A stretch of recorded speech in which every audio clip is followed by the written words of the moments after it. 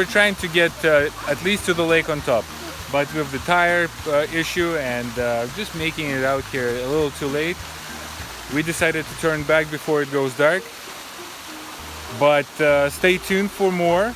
We're definitely coming back. This is one of most beautiful places I've been to so far, and it's definitely worth it. On the drone video you can see that it's a hell of a hike and a hell of a view up there. Even from where we are, there's still 500 meters vertically to go up. We're not gonna make it today. Not today.